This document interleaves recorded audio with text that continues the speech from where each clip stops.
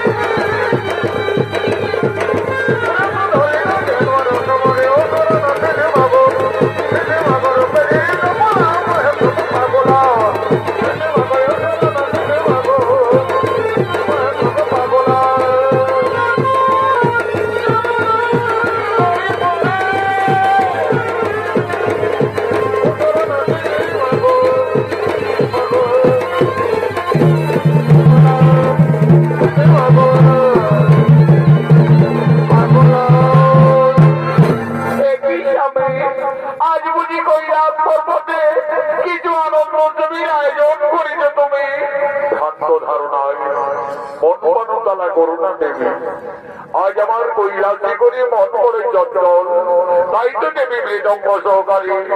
কেন স্বামী, তাহলে বুঝি কৈলাস পর্বতে আজ কিছু অশুভই দেখছো? না দেবী, তাও নয়। আজ মন্ত্রধামে শ্রীনারায়ণ তার রাম অবতারে তার সহধর্মিনী লক্ষ্মী স্বরূপিণী দেবী সীতাকে আজ ওখানে দিতে চলেছে বনবাসে। একই বলছো প্রভু, নারায়ণ তো রাক্ষস কুলবিনাথের জন্য রাম অবতারী মর্তলোকে গমন করেছে, তাছাড়া মর্তদামী লক্ষ্মী যেন নারায়ণ কিভাবে থাকবে প্রভু? তাই তো দেবী, সেই রামায়ণের অপূর্ব লীলা চলো দেবী মোর সাথে মর্তধামে, আজ তুমি নয়ন ভরে করিবে দর্শন।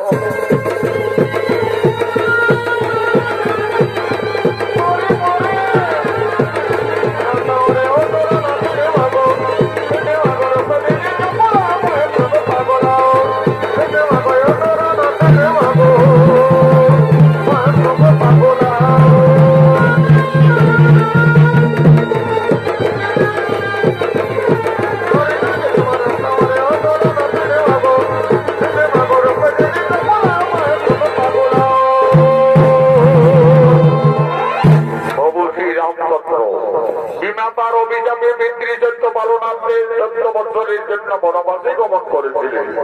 সঙ্গে ছিলেন সহধর্মিণী সীতা এবং মনোজ লক্ষ্মণ।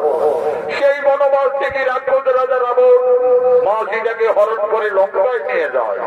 প্রভু শ্রী রামচন্দ্র সাগর বন্ধন করে রাক্ষস কুল বিনাশ করে তার সহধর্মিণী দেবী সীতাকে লঙ্কার থেকে সসম্মানে মুক্তি করে ফিরে আনে অযোধ্যা। বর্তমানে অযোধ্যার মহারাজ শ্রী রামচন্দ্র এবং রানী মা সীতা আনন্দেই রয়েছেন প্রজাবাসী সকলে। আজ মা সীতার সঙ্গে তার 3 সহোদরী বোন ভরত, লক্ষ্মণ এবং শত্রুঘ্নের স্ত্রী, তারা সকলেই অযোধ্যা রাজপ্রাসাদের দিকে আগমন করছে।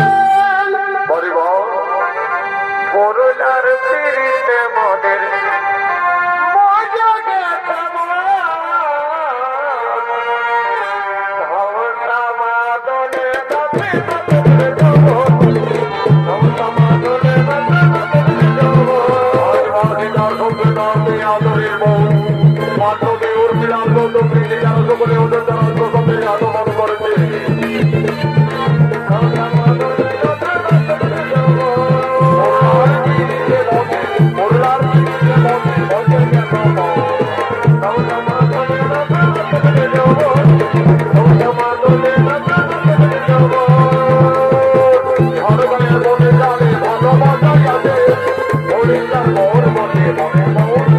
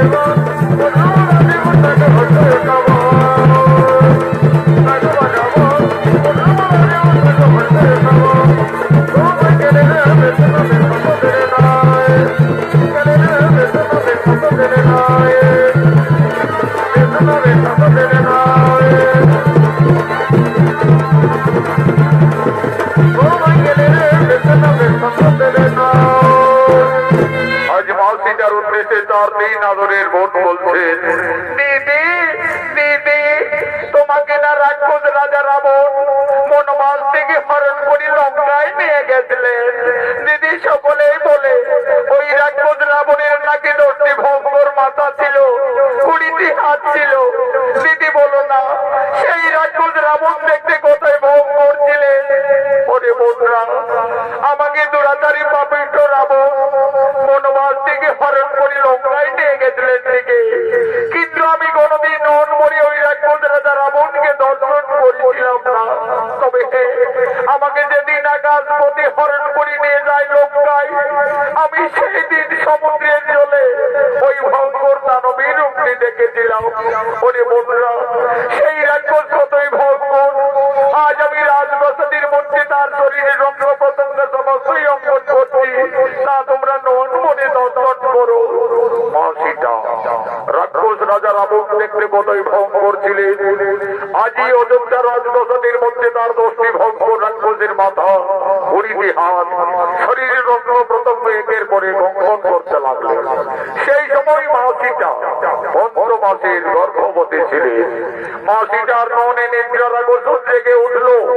সেই রাক্ষসের ছবি অঙ্কন করতে করতে মা জানকী তার উপরেই নিদ্রা যাপন করিলেন। দিদি মান্ডবী দিদি, ওই দেখো আমাদের সীতা দিদি রাক্ষস রাবণের ছবি অঙ্কন করতে করতে নিদ্রান্বিত হয়ে গেলেন। আমাদের সীতা দিদি 15 মাসের গর্ভবতী, তার বিশ্রামের খুবই প্রয়োজন। চলো দিদি, ততক্ষণে আমরা রাজপ্রাসাদের অন্তরালে যাই। চলো।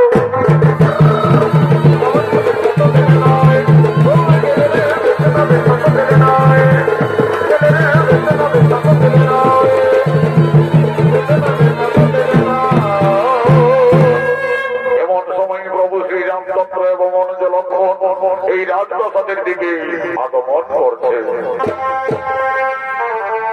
রাজার বেটা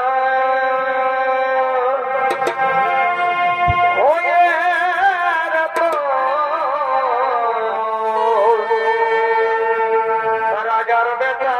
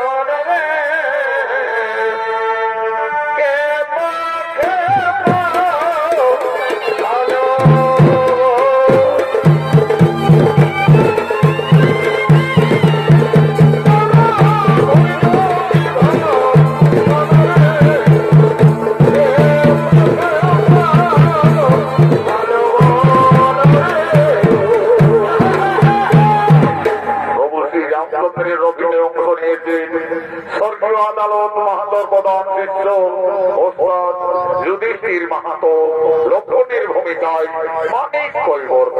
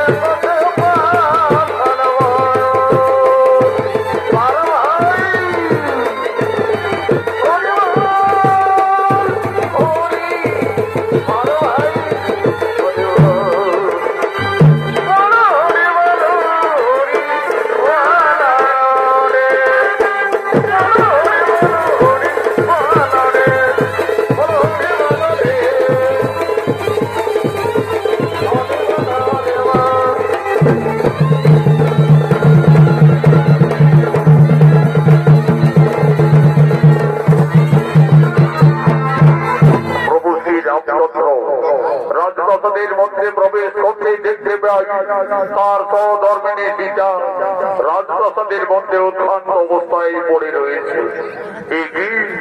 আমার সীতা ওইভাবে রাজপ্রাসাদের মধ্যে পড়ে রয়েছে কেন? প্রভু শ্রী রামচন্দ্র এসে দেখলেন রাক্ষস রাজা রাবণের ছবি অঙ্কন করে তার উপরে তার স্ত্রী নিদ্রা যাপন করে রয়েছে। সীতা ওইভাবে লঙ্কেশ্বর রাবণের ছবি অঙ্কন করে রাজপ্রাসাদের মধ্যে অবগাহন করে রয়েছে কেন? না না না না না না না, তা হতে পারে না, তা হতে পারে না। সীতা কেন রাক্ষস রাবণের উপরে বিরাজমান? তাহলে কি আমার সীতা সত্যি এই লঙ্কায় গিয়ে রাক্ষস রাবণের প্রেমে পড়েছিল? হয়তো সীতা রাবণ রাজাকে কোনো ভুলতে পারেনি যে তার ছবি অঙ্কন করে সীতা এখনো তার উপরে বিরাজমান। না না না না না না না, আমার সীতা অসতী, এই সীতা কলঙ্কিনী, যার জন্য আমরা দুই ভাই দিবারাত্রি মনে মনে কেঁদেছি, যার জন্য আমি ওকালে বালি রাজকে হত্যা করেছি, যার জন্য লক্ষ লক্ষ মানুষ যেন সত্য করি রাক্ষস কুল বিনাশ করে, যে সীতাকে লঙ্কার থেকে মুক্তি করে অযোধ্যায় ফিরিয়ে এনেছি, আজ সেই সীতা রাবণের এই ছবি অঙ্কন করে রাজপ্রাসাদের মধ্যে নিদ্রা যাপন করছে। না না না না না না না, আমার সীতা কলঙ্কিনী, এই সীতাকে জানিনি। ও ভাই, ওরে প্রাণের ভাই লক্ষ্মণ,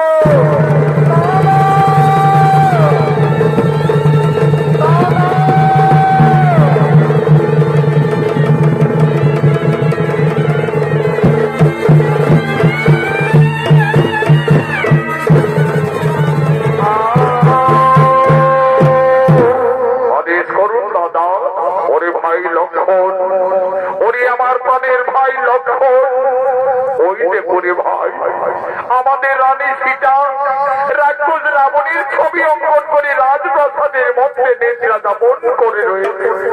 ওরে ভাই লক্ষ্মণ, এই কলঙ্কিনী হয়তো লঙ্কায় গিয়ে রাক্ষস রাবণের প্রেমে পড়েছিল। হয়তো সীতা রাবণ রাজাকে কোনো ভুলতে পারেনি যে তার ছবি অঙ্কন করে সীতায় কোনো তার উপরে বিরাজমান। ওরে ভাই লক্ষ্মণ, এই কলঙ্কিনী যদি আমাদের অযোধ্যা নগরে থাকে তাহলে আমাদের রঘুকুলের বদনাম হয়ে যাবে রে ভাই, আমাদের সূর্য বংশের বদনাম হয়ে যাবে। ওরে প্রাণের ভাই লক্ষ্মণ, এই কলঙ্কিনীর আর আমি মুখ দর্শন করতে চাই না। যাও তুমি এই বিচারটিকে নিয়ে এসো নির্বাসনে।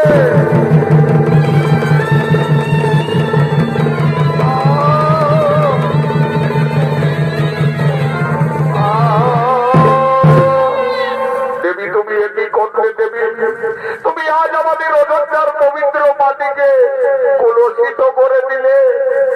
ধীরে ধীরে মা সীতা নিদ্রার আকর্ষণ ভঙ্গ হলো। চোখ মেলে যাইতেই মা জানকী রাজপ্রাসাদের মধ্যে তার দেব লক্ষ্মণকে দেখতে পায়। লক্ষ্মণ, একই ভাই তুমি প্রাসাদে?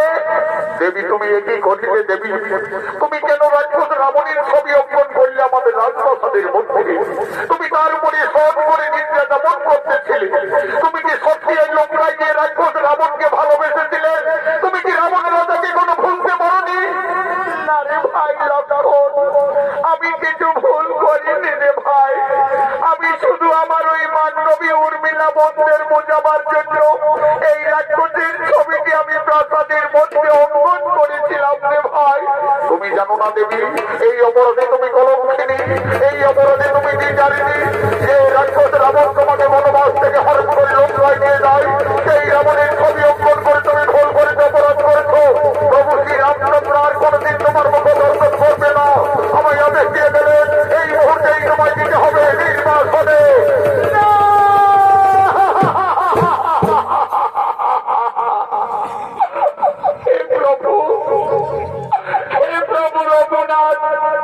আজ তুমি আমাকে বিনা অপরাধে কলঙ্কিনী সাজালে। তুমি তো আমাকে লঙ্কার থেকে ফিরে এনে আমাকে সকলের উপস্থিতিতে অগ্নি পরীক্ষা করিয়েছিলে প্রভু। সবকিছু যেন আজ আমি বিচারিনি। ওরে ভাই লক্ষ্মণ, তোমার দাদা যখন আর আমার মুখ দর্শন করবে না তাহলে আমার এই অযোধ্যায় থাকার কোনো প্রয়োজন হবে না রে ভাই। চলো ভাই, তুমি আমায় দিয়ে এসো নির্বাসনে। বিনা দোষে বনবাসী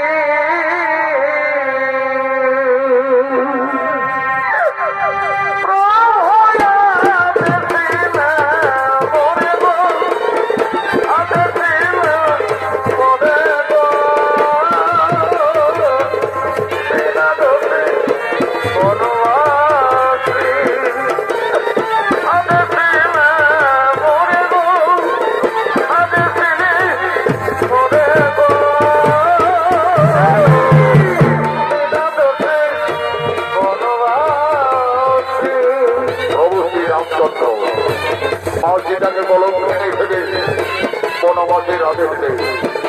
সেই আদেশ পালন করার জন্য তার ভাই লক্ষ্মণ আজ মা জানকীকে বনবাসে নিয়ে যাচ্ছে। আগে আগে চলেছে লক্ষ্মণ। আজ মনের দুঃখে মাঝিটা চলে গেছে বনবাসে যাচ্ছে। বন ভবন পেরিয়ে ঘোর কাননে প্রবেশ করেছে লক্ষ্মণ দেবী সীতাকে নিয়ে। আজ লক্ষ্মণ বলছেন দেবী গো, দেখো দেবী, আমরা তো বনবাসের যথার্থ জায়গায় উপস্থিত হয়ে গেছি দেবী। তুমি তোমার বনবাস জীবন এই কারণেই কাটাবে দেবী। তুমি আমাকে অযোধ্যায় ফিরে যাওয়ার অনুমতি দাও দেবী।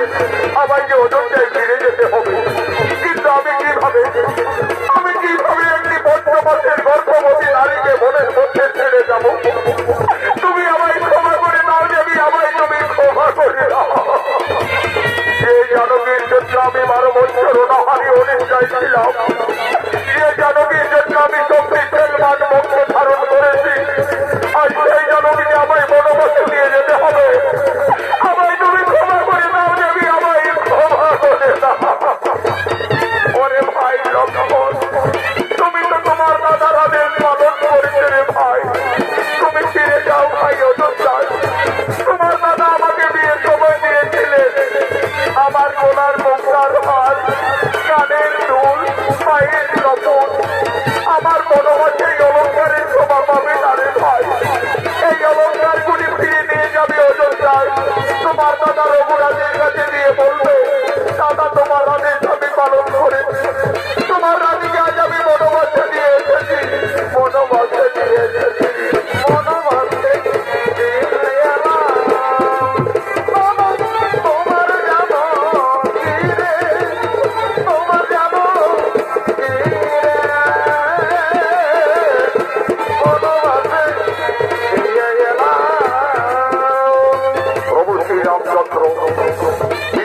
তুমি মা সীতাকে জেগে অলঙ্কার দিয়েছিলেন, আজ মনের দুঃখে মা জানকী বনবাসীকে দেখেছে।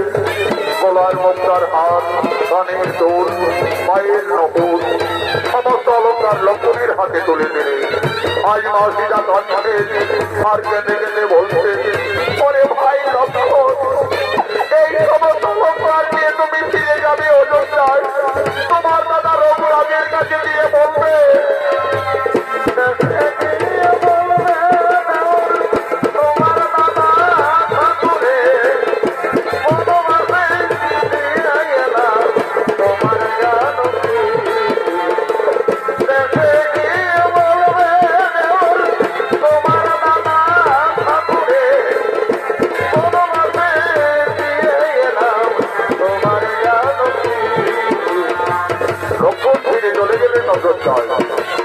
আজ মা সীতা সংসার হারা জনক দুঃখিনী বনচারিণী। আজ মা জানকী মনে মনে কাঁদছে, তার নয়নের ধারা অবিরত বইছে। আজ মা সীতা কাঁদছে আর কেঁদে কেঁদে মনে দুঃখে বলছে, হে বিধাতা, এখন আমি কোথায় যাব? এই বনবাসে আমি কি খাবো? আমি কিভাবে আমার এই গর্বের সন্তানে বাঁচাবো? না না না না না, আমি আর কোথাও যাব না। আমার বেঁচে থাকার চেয়ে আমার মনে যাওয়াই ভালো হবে, আমার মনে যাওয়াই ভালো হবে। হে প্রভু রঘুনাথ, তুমি শুধু যুগে যুগে আমাকে কাঁদিয়েই চলেছ প্রভু। আমার এই নারী জনম দুঃখের জীবন যুগে যুগে আমায় কেঁদেই যেতে হলো প্রভু, শুধু কেঁদেই যেতে হলো। চারি যুগে আমি বড় মন্দ ভাগিনী, চারি যুগে আমি বড় মন্দ ভাগিনী। কেঁদে কেঁদে দিন কেটেছি এমনি হত ভাগিনী, কেঁদে কেঁদে দিন কেটেছি এমনি হত ভাগিনী। চারি যুগে আমি বড় মন্দ ভাগিনী, চারি যুগে আমি বড় মন্দ ভাগিনী, চারি যুগে আমি বড় মন্দ ভাগিনী।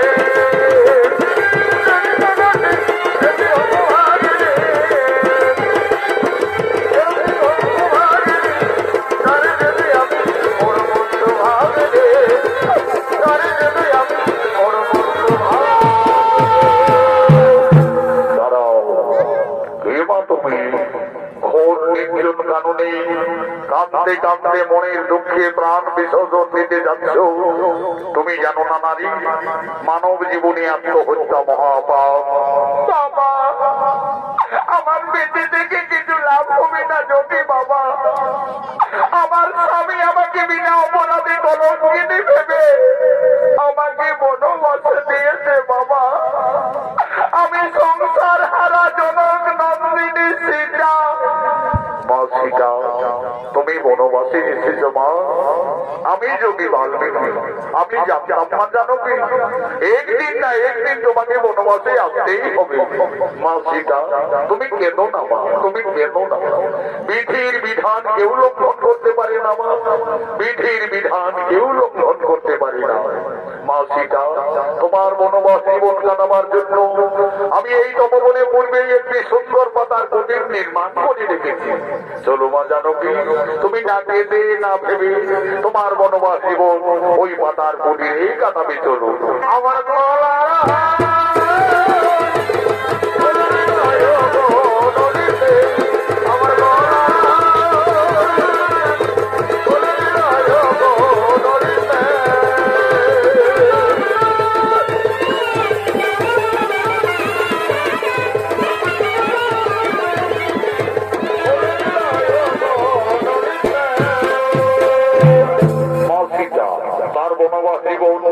যোগী বাল্মীকির তপবনে কাটাতে শুরু করল। মা সীতার গর্ভের যখন 10 মাস 10 দিন পূর্ণ হয়ে যায়, সুন্দর একটি পুত্র সন্তানের জন্ম দিলেন। আদর করে যোগী বাল্মীকি সেই ছেলের নাম রাখলেন লব। লব দিনের পর দিন মুনির আশ্রমে বড় হয়। আজ যোগী বাল্মীকি যোগ সাধনার জন্য তপবনের দিকে আগমন করতে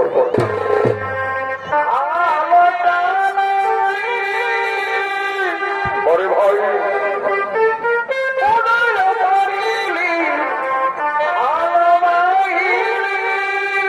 আচ্ছা আচ্ছা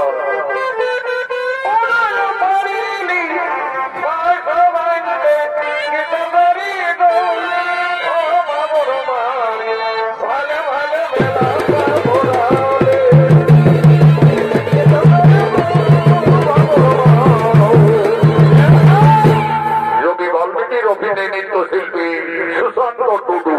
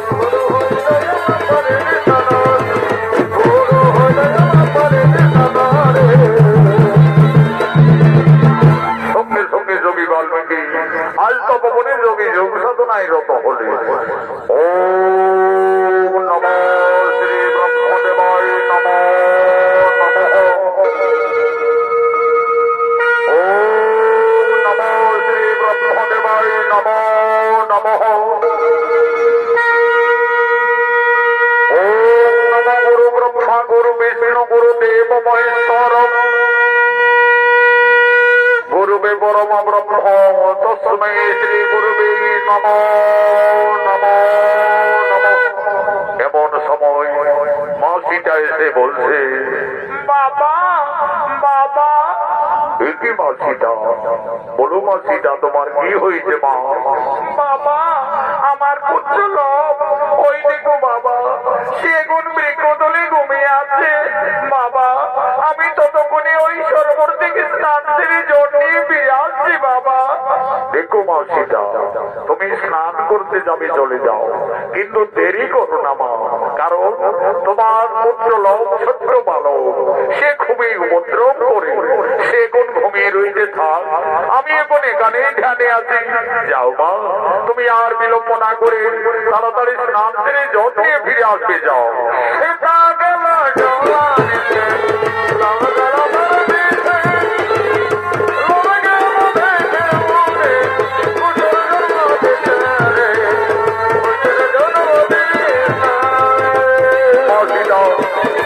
স্নান করতে চলে গেলে যোগী বাল্মীকি বসলেন পুনরায় ধ্যানে।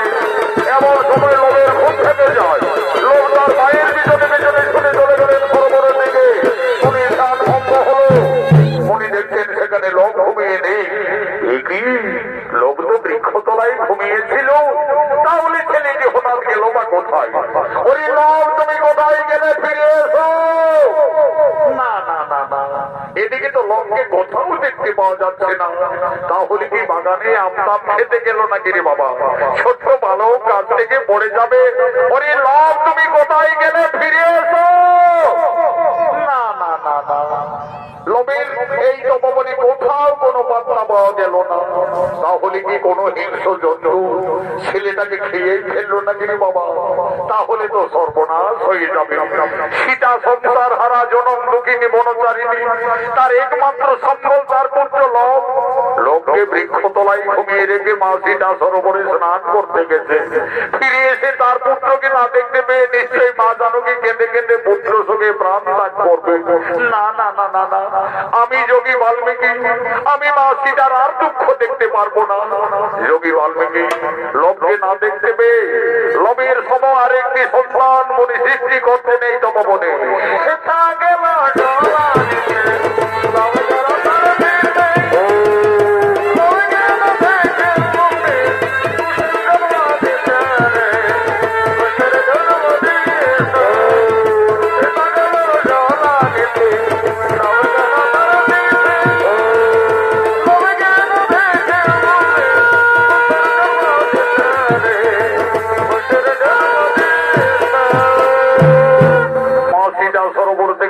করে ফিরে এসে দেখছে লবির মতো আরেকটি ছেলে সেই বৃক্ষ তলায় ঘুমিয়ে আছে। বাবা বাবা, ওই ছেলেটি আমার কোন ছেলে বাবা? কেন মা সীতা, তোমার পুত্র লব। তুমি এই তো বলে গেলে বাবা আমার সন্তান ঘুমিয়ে আছে, তাকে তুমি দেখো। আমি তো দেখছি মা, তোমার পুত্র তো বৃক্ষ তলেই ঘুমিয়ে রয়েছে। না বাবা, তোমার কথা ভুল হচ্ছে। এই দেখো বাবা, আমার ছেলে তো আমার পিছনে পিছনে সরোবরে ছুটে গেলে। মা সীতা, আমার ভুল হয়ে গেছে মা, আমি ভুল করে ফেলেছি মা। আমি ভেবেছিলাম লবকে এই তপবনে কোনো হিংস্র প্রাণী খেয়েই ফেলেছে। আমি তোমার দুঃখ না সইতে পেরে মা জানকী আমি যে লবের মতো আরেকটি সন্তানের সৃষ্টি করেছি মা। লব যেমনি তোমার পুত্র, আমি সৃষ্টি করেছি তার নাম রেখেছি কোষ। কোষ হবে তোমার ঠিক তেমনি পুত্র। কোষ কোষ কোষ, তুমি উঠে এসো কোষ। ওই দেখো কোষ, তোমার মাথা দাঁড়িয়ে আছে। যাও কোষ, তুমি তোমার মায়ের কোলে চলে যাও। মা সীতার একটি সন্তান ছিল। যোগী বাল্মীকির আশীর্বাদে মা জানকীর তপবনে দুইটি পুত্র হলো। তার দুই সন্তানকে নিয়ে মা সীতা তার বনবাস জীবন আনন্দেই কাটাতে চলেছে।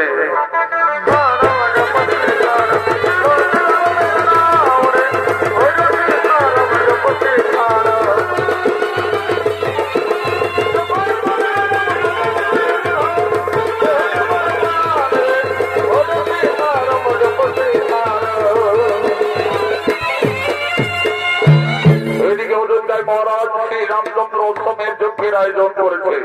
যজ্ঞ সভাগুলো বড় বৈশিষ্ট্য রাজা রামচন্দ্র, ভরত, লক্ষ্মণ, শত্রুঘ্ন সকলেই আগমন করছে।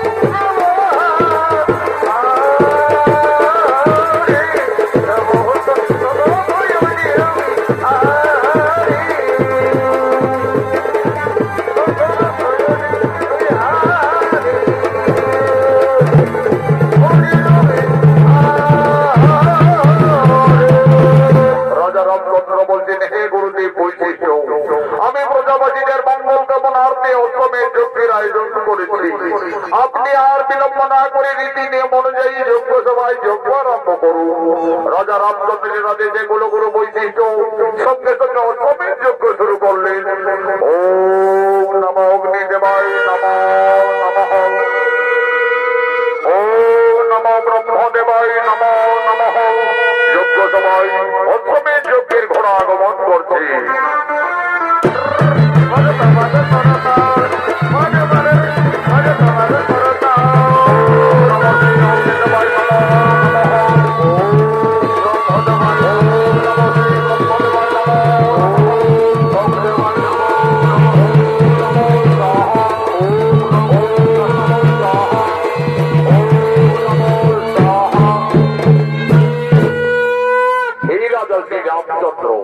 আমাদের অষ্টমের যজ্ঞ প্রায় সমাপনের মুখে।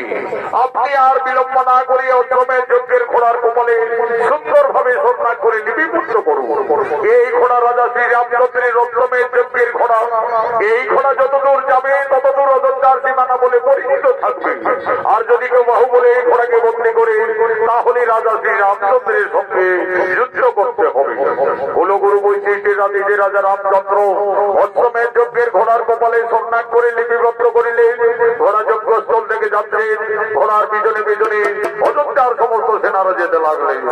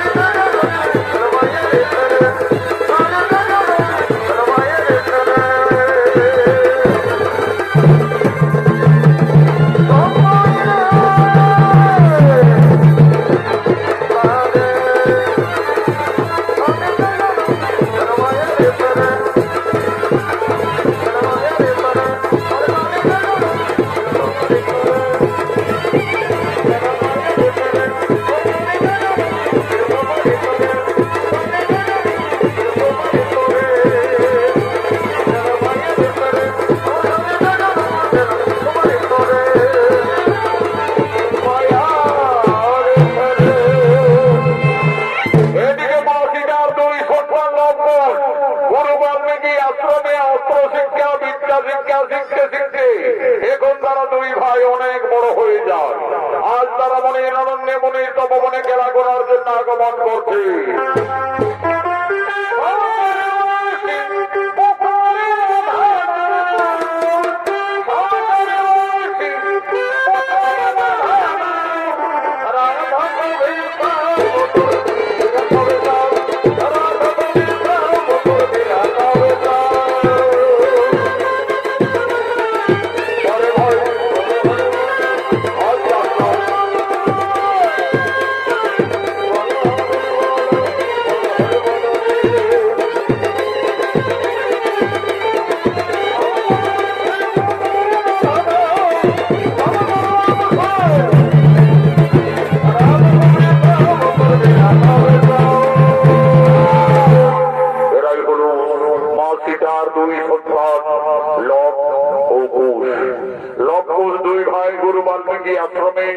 অস্ত্র শিক্ষা বিদ্যা শিক্ষা শিখতে শিখতে এখন তারা দুই ভাই অনেক বড় হয়ে যায়। আজ তারা মনের আনন্দে মনের তপবনে দুই ভাই খেলা করার জন্য আগমন করেছে। এই লক্ষ্যের ভূমিকায় অংশ নিয়ে আপনাদের মহান মন্ত্রী নৃত্য পরিবেশন করে দেখাবে পুরুলিয়া জেলার জঙ্গলমহল মেডেল প্রাপ্ত বিহার বেঙ্গল ঝাড়খণ্ড সৃষ্টিকারী তরুণ নৃত্যশিল্পী আকাশ চন্দ্র মাহাতো মঙ্গল চন্দ্র মাহাতো।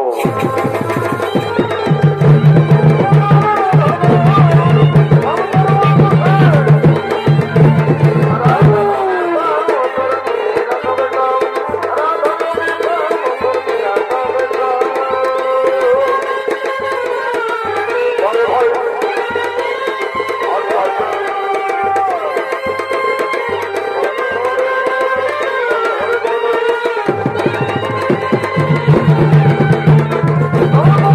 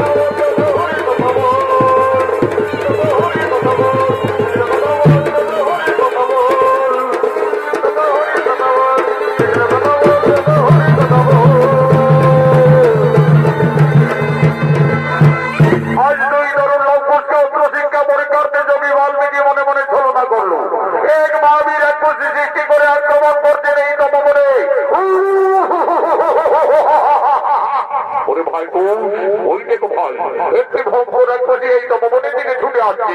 চলো ভাই ততক্ষণে আমরা কুটিরে পালিয়ে যাই। না দাদা, আমরা কুটিরে পালাতে যাবো কেন? আমাদের একটু গুরুবর যোগী বাল্মীকি অস্ত্র শিক্ষা শিখিয়েছে। চলো না দাদা, সেই অস্ত্র মানে দুই ভাই ওকে আমরা বিনাশ করে দেবো। তবে তাই চলো ভাই, তাই চলো। এই রাক্ষসী এই তপবনে আর এক পা এগিয়ে এলে আজ তোকে আমরা সকলে বিনাশ করবো। কি এত যাও তুমি রনি দিচ্ছি বলো, আজ আমি তোদের তপবনে কে ফেলবো।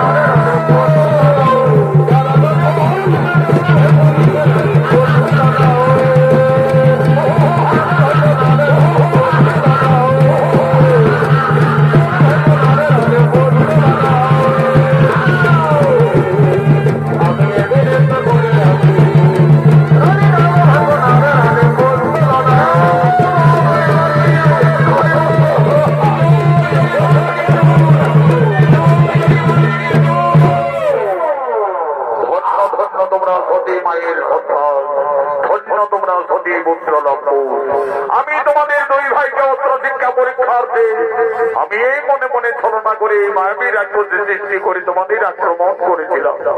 আমার শিক্ষা অস্ত্র মানে তোমরা তরুণ বয়সে যথার্থ এই মায়াবীকে বিনাশ করেছো, একে তোমরা সংহার করিলে। ওরে লঙ্কুশ, তোমরা দুই ভাই রণশিক্ষায় উত্তীর্ণ হয়ে গেলে। তোমাদের আশ্রমে বিদ্যা শিক্ষা অস্ত্র শিক্ষা সকলেই সম্পন্ন। কালকে আমি তোমাদের দ্বিতীয় যোগে দুই ভাইকে মূল মন্ত্র দান করবো। কিন্তু দেখো লঙ্কুশ, গুরুবর বাল্মীকি আশ্রমে শিক্ষার পরে গুরুদেবের চরণতলে যৎকিঞ্চিৎ গুরু দক্ষিণা দিয়ে আশীর্বাদ চেয়ে নিতে হয়। মনে রাখবে কালকে তোমাদের দুই তরুণের গুরু দক্ষিণার দিন। তাই হবে গুরুবর, কালকে আমরা আশ্রমে আসার সঙ্গে সঙ্গে আমাদের মাতা জননীর কাছ থেকে আমরা যথার্থই আমাদের গুরু দক্ষিণা নিয়ে আসবো। দেখো লঙ্কুশ, মনে থাকে যেন কালকে তোমাদের দুই ভাইয়ের গুরু দক্ষিণার দিন।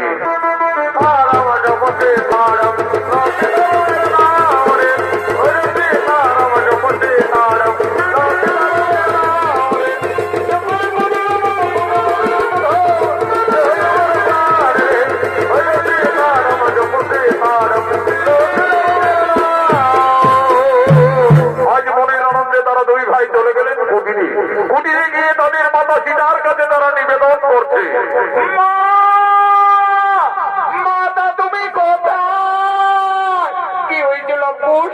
ওইভাবে মা মা চিৎকার করতে করতে তোরা কুটিরে ছুটে এলি, তপবনে কিছু বিপদ হয়েছিল নাকি বাবারা?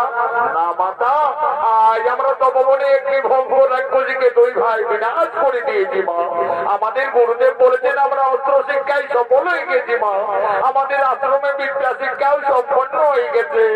কালকে আমাদের গুরু দক্ষিণা দিতে হবে। দাও মা, আমাদের গুরু দক্ষিণা দাও। ওরে লঙ্কুশ, ওরে পুত্রগণ, তোমরা তো দুই ভাই বড় হয়েছ, তোমরা তো সকলেই বুঝতে পারছো আমরা যে বনবাসী বাবারা, আমাদের কুটিরে কিছু নেই লঙ্কুশ।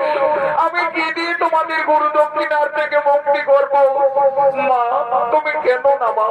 তোমার দিবারাত্রি কান্না আমরা যে আর কিছুতেই সইতে পারি না। জানো মা, আমাদের গুরুদেব বলেন চুরি করা অপরাধ, কিন্তু যে না অপরাধ নয়। ওই তো মা, অদূরে নগর দেখা যাচ্ছে। চলো না মা, আমাদের গুরু দক্ষিণার জন্য সকলের কাছে কিছু কিছু সাহায্য চেয়ে নেবে।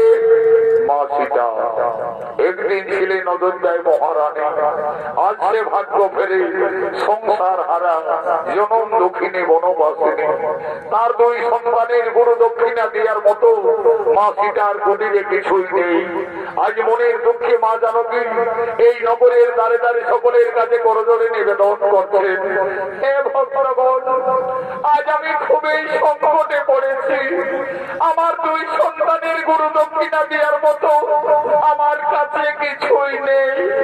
আজ আমি সকলের কাছে করজোড়ে নিবেদন করছি, আপনারা সকলে কিছু কিছু সাহায্য করে আমার দুই অবধ সন্তানের গুরু দক্ষিণার থেকে আপনারা মুক্তি করে দিন, মুক্তি করে দিন।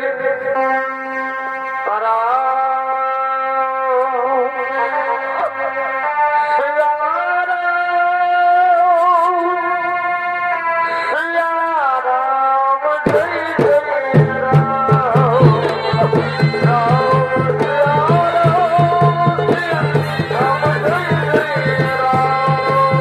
আজ মনের দুঃখে মা জানকী তার দুই সন্তান লক্ষ্মণের গুরু দক্ষিণার জন্য নগরে নগরে দাঁড়ে দাঁড়ে মা সীতা ভিক্ষা করতে লাগলেন।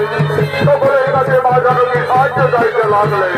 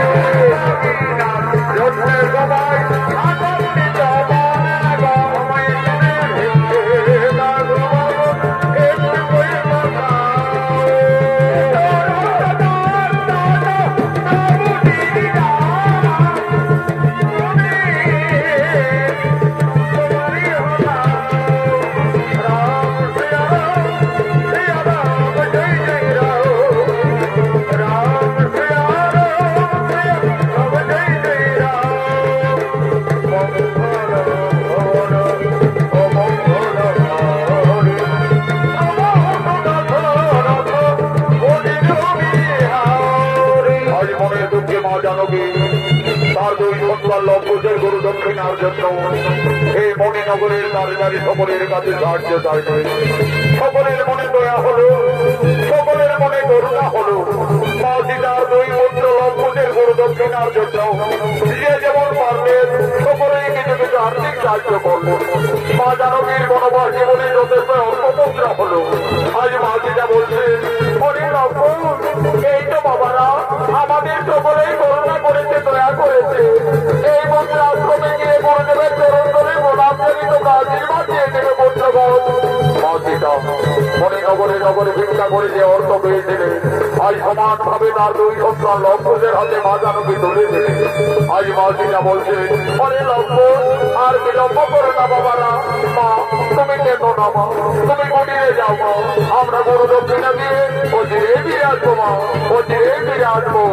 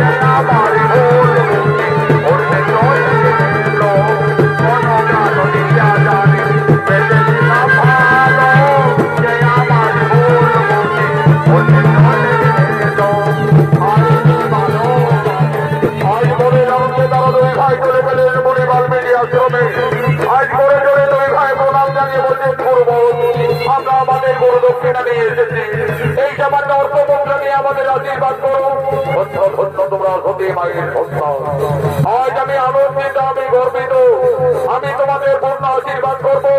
তোমরা আরো শক্তিশালী হবে, আরো ভয়ঙ্কর যোদ্ধা হবে। এই নাম গুরুদেব, এই নাম আমাদের গুরু দক্ষিণা। হরিলম্বুর আমাকে যে বিশেষ কাজের জন্য কয়েকদিনের মতো এই তপবন ছেড়ে আমাকে বঙ্গাসা করে কপিল মুনির আশ্রমে যেতে হবে। আমি এই তপবনে ফিরে আসা না পর্যন্ত তোমাদের দুই ভাইয়ের হাতে এই তপবন রক্ষার দায়িত্ব ভার দিয়ে যাচ্ছি। আমার আদেশ তোমরা পালন করবে। আমি যেন ফিরে এসে এই তপবনের কিছু ক্ষতি না দেখতে পাই, তাই হবে গুরুদেব। আমরা দুই ভাই এই তপবনকে রক্ষা করে যাব, এই তপবনের কিছু ক্ষতি হতে দেব না। তাহলে লম্বুর আমি যাই কপিল মুনির আশ্রমে।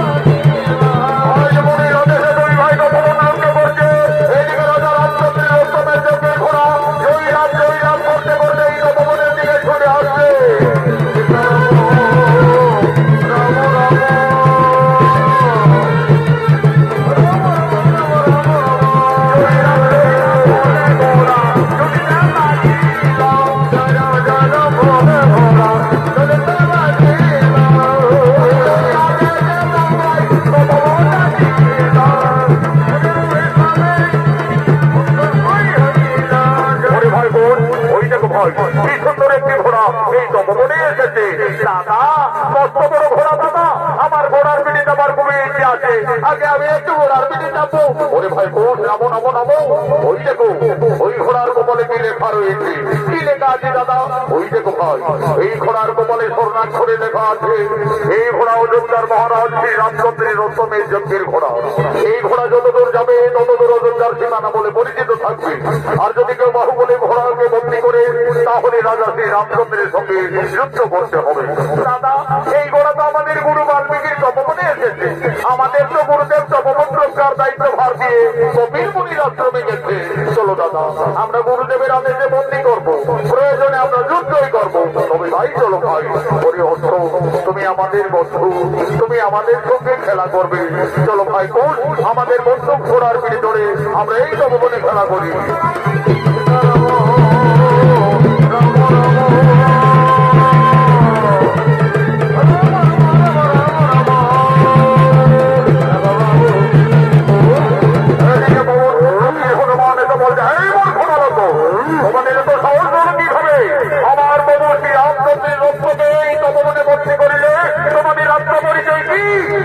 আমাদের পরিচয়, আমরা তো গুরু বাল্মীকির শিষ্য, সতী মায়ের সন্তান, দুই ভাই লবকুশ। সতী মায়ের সন্তান, অন্তর্যামী পবন পুত্র বীর হনুমান সকলেই বুঝতে পারলে। তাহলে রাই হলো আমার মাতা সীতার সন্তান। আমি কিভাবে আমার প্রভুর সন্তানদের সঙ্গে যুদ্ধ করবো? না না না না, তা হতে পারে না, আমি যুদ্ধ করবো না। তার চাইতে যদি আমি এদের সাথে পরাজয় স্বীকার করি, তাহলে প্রভু শ্রী রামচন্দ্রের সঙ্গে মা সীতা এই তপবনে অবশ্যই মিলন ঘটবে। বুদ্ধিমতী হনুমান আজ লঙ্কেশের সঙ্গে তপবনে ছলনা করলে, এই মানব এই ঘোড়াকে না ছাড়লে এই ঘোড়ার আঘাতে তোমাদের শেষ করে দেবো। হনুমান, তুমি আমাদের ভয় দেখাবে? চলে এসো, দেখি কার বাহুতে কত শক্তি আছে।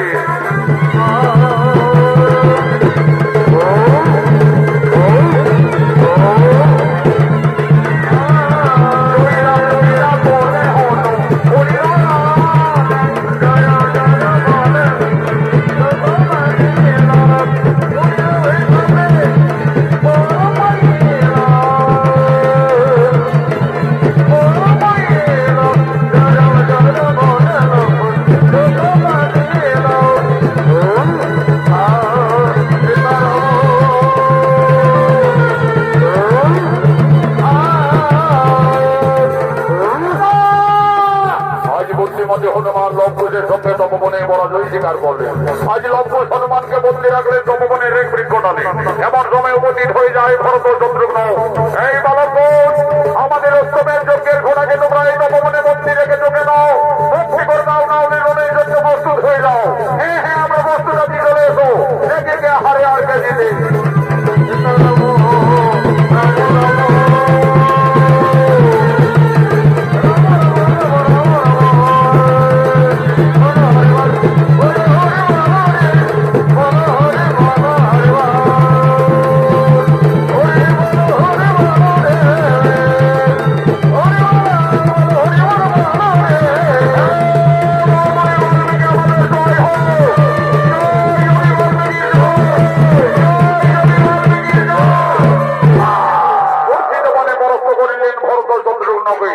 এমন সময় উপস্থিত হয়ে যায় অযোধ্যার মহারাজ শ্রী রামচন্দ্র এবং অনুজ লক্ষণ। ওরে ভাই লক্ষণ, ওই দেখো ভাই, পরাস্ত করেছে আমাদের ভ্রাতা ভরত শত্রুঘ্নকে, পরাস্ত করেছে পবন পুত্র বীর হনুমানকে, বন্দী করেছে আমাদের অষ্টমের যজ্ঞের ঘোড়াকে। কেমন এই তপবনে দুই ঋষি কুমার? কে বাবা তোমরা? আমরা সতী মায়ের সন্তান, গুরু বাল্মীকি শিষ্য, দুই ভাই লবকুশ। লবকুশ, দেখো লবকুশ, এই ঘোড়াকে তোমরা বন্দি করে ভুল করেছো, এই ঘোড়াকে তোমরা মুক্তি করে দাও বালক। তাহলে তুমি এই অযোধ্যার মহারাজ শ্রী রামচন্দ্র? হে বালক, তোমাদের অনুমান সত্য, আমি অযোধ্যাপতি ত্রিলোকজয়ী রাজা শ্রী রামচন্দ্র। রাজা, ওই ঘোড়ার কপালে লেখা আছে এই ঘোড়া যত দূর যাবে তত দূর অযোধ্যার সীমানা বলে পরিচিত থাকবে। হে বালক, তোমরা তো ঠিকই বলেছো, এই ঘোড়া আমার অশ্বমের যজ্ঞের ঘোড়া। এই ঘোড়া যত দূরেই যাক না কেন তত দূর আমাদের অযোধ্যার সীমানা বলেই পরিচিত থাকবে। রাজা, তাহলে তো বিনা যুদ্ধে এই ঘোড়াকে আমরা তপবন থেকে ছাড়বো না। আমাদের গুরুদেব যোগী বাল্মীকি আমাদের তপবন রক্ষার দায়িত্ব ভার দিয়ে বিশেষ কাজের জন্য কপিল মুনির আশ্রমে গমন করেছেন। তাই তো গুরুদেবের আদেশে আমরা বন্দি রেখেছি। তাহলে তোমরা রণের জন্য প্রস্তুত হয়ে যাও বালক। আমার সঙ্গে যে তোমাদের রণ করতে হবে, আর আমি ত্রিলোকজয়ী, আমার সঙ্গে তোমরা কোনোভাবেই রণে উত্তীর্ণ হতে পারবে না। আমার রণে তোমাদের মৃত্যু হয়ে যাবে। তোমাদের মৃত্যুর সংবাদ পেয়ে তোমাদের পিতা মাতা কতই না দুঃখ পাবে। দেখো বালক, তোমরা কোন ঋষি কুমার? কে তোমাদের পিতা, কে বা তোমাদের মাতা?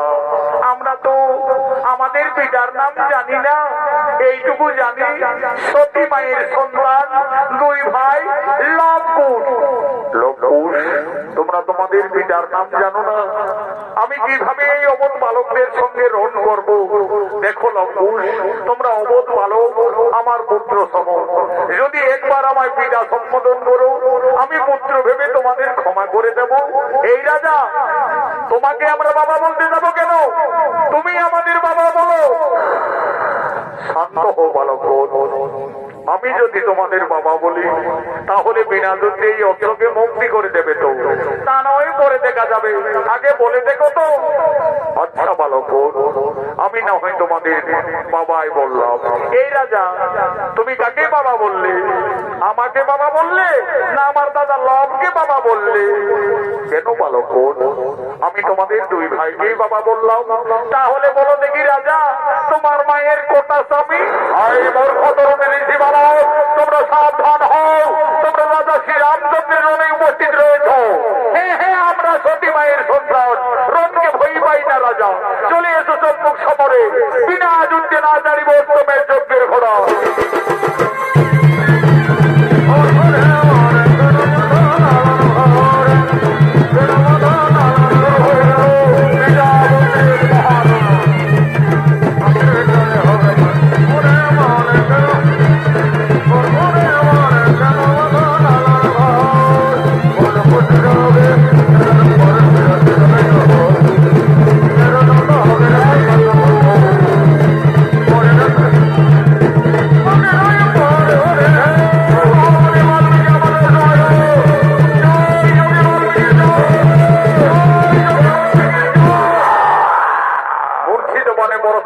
রাজা রামচন্দ্র এবং অনুজ লক্ষণ।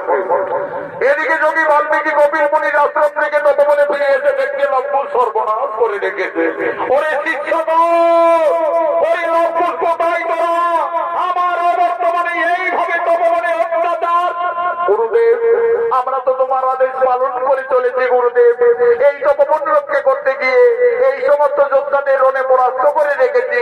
ঋষিরাদু, আমরা একটি জাতীয় অনুমানকে পরাস্ত করে এই বনের লতায় পাতায় বৃক্ষ ডালে বন্দি করে রেখেছি। তোরা আবার হনুমান নাকি? কোথায় আবার হনুমান বন্দি রেখেছ? ওই দেখো ঋষিরাদু, ওই তপবনের বৃক্ষ ডালে। বাবারে, এই যে আমার পবন পুত্র বীর হনুমান জি বাবা, এই হনুমানের সঙ্গেও তোমরা ঝগড়া করেছ। ওরে লক্ষ্য, সেই রাজাদের না জেনে না শুনে কেন তাদের উপরে আঘাত করিলি? জানি গুরুদেব, ওই রাজা বলছে আমি অযোধ্যার মহারাজ শ্রী রামচন্দ্র, আমার অশ্বমের যজ্ঞের ঘোড়াকে তোমরা বিনা যুদ্ধে ছেড়ে দাও। আমরা ছাড়িনি গুরুদেব, আমরা তোমার আদেশ পালন করে চলেছি। ওরে লক্ষ্য, আমার আদেশ পালন করতে গিয়ে তোরা তো নিজেরাই নিজেদের এই সর্বনাশ করে নিয়েছি। যা যা, আর বিলম্ব না করে তোদের মাতা সীতাকে তোরা তাড়াতাড়ি তপবনে ডেকে নিয়ে আয়। তোদের মাতাই বলবে ওই রাজার সঙ্গে তোমাদের পরিচয় কি। মা, তুমি তাড়াতাড়ি তপবনে এসো মা। ওরে লক্ষণ, তপবনে কি হয়েছে বাবারা? মা, আজ আমরা যুদ্ধে জয়ী হয়ে গেছি মা। একটি জান্ত হনুমানকে পরাস্ত করে বন্দি করে রেখেছি মাতা। ওই লক্ষণ, কোথায় তোমরা হনুমান বন্দি রেখেছো বাবারা? ওই দেখো মাতা, ওই তপবনের বৃক্ষ ডালে। ওরে লক্ষণ, এই যে পবন পুত্র বীর হনুমান, এই হনুমানকে তোমরা কেন বন্দি রেখেছো বাবারা? দে লক্ষণ, ওই হনুমানকে তোরা মুক্তি করে দে। এই হনুমান একদিন আমার মান রেখেছে, ওই হনুমান আমার জন্য লঙ্কায় কতই না দুঃখ পেয়েছে। দে বাবারা, তোরা হনুমানকে ছেড়ে দে। মা সীতা, ওদিকে তো বৃক্ষ ডালে তুমি হনুমানকেই দেখেছো, আর এই দিকে তাকিয়ে দেখো মা, তোমার সন্তানরা, তোমার স্বামী, তোমার দেবরদের সকলকেই রণে জর্জরিত করে রেখেছে।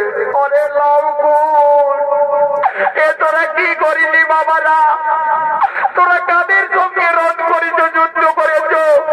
তোরা তো সকলই সর্বনাশ করে দিলে লক্ষণ। আমার হাতের শাখা সীতার সিঁদুর আজ তো পবনে সকল মুছে দিলে বাবারা। বাবা, আমি আমার মনোময় জীবনে তোমার কাছে কোনোদিনই কিছু চাইনি বাবা।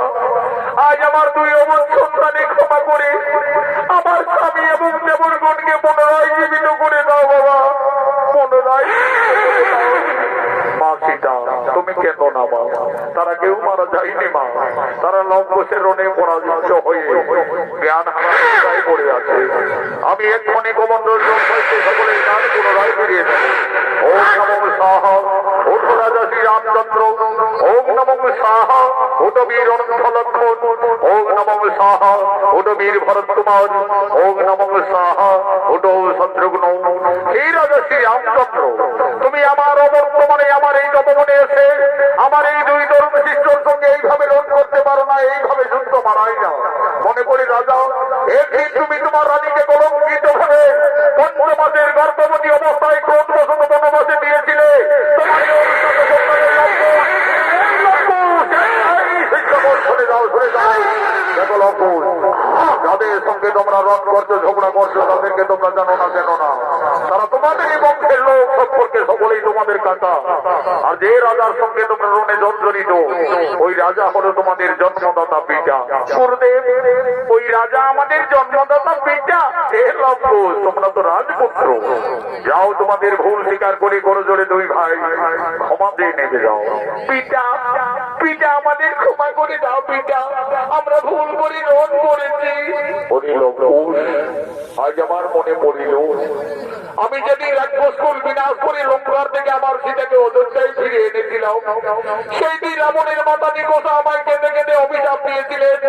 বলেছিলেন, ওরে বনবাসী রামচন্দ্র, আজ যেমন আমাকে এই পুত্র সুখে কাঁদতে হচ্ছে, আমিও তোমাকে অভিশাপ দেব।